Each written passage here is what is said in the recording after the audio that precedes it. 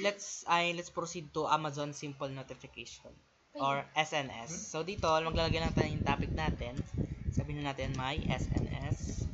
Then next step, then dito may choices tayo, which is the FIFO and the standard. So standard yung gagamitin natin dahil gagamit tayo dito ng email for our notification. So baba lang natin yan and then create topic. Wait lang natin. And then dito, na-create na yung ating project ay ang ating SNS, and then baba lang natin and then create subscription. So dito, default lang yan.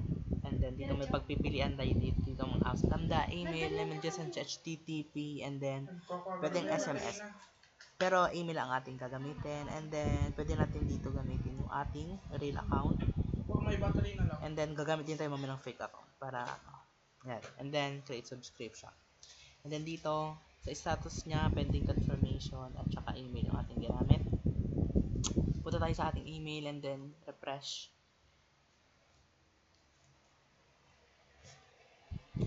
And dito, ito na yung notification sa ating house. Subscription confirmation. Yan. Para isa na yan. Dito, pending confirmation, and then click lang natin yan. And then confirm subscription, confirm. And then i-refresh lang natin to, and then confirm na siya. So try naman natin siya sa ating try natin siya sa ibang sa fake kung gagana. Punta lang tayo sa may SNS and then topics.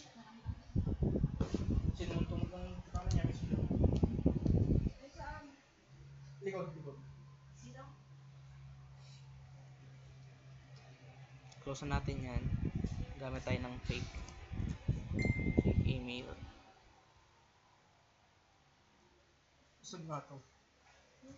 Bakit? What happened?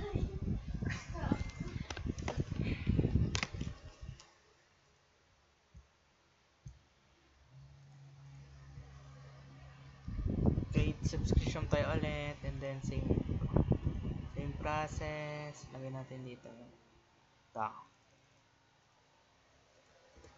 and then create subscription, and then ganun din lang. Hintayin natin dito may so ito